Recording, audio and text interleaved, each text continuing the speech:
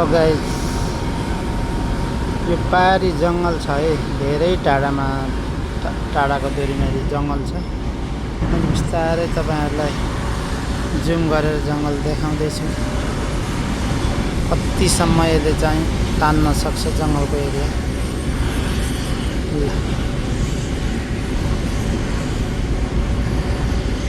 बिस्तारै मैले तपाईँहरूलाई बिस्तारै जाँच पनि देखाउने कोसिस गरिरहेको छु।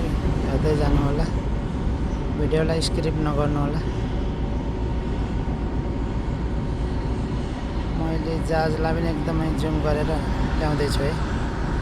यो निकै टाढा छ है जहाज, एकदमै बवाल छ है जहाज पनि, एकदमै ठुलो छ।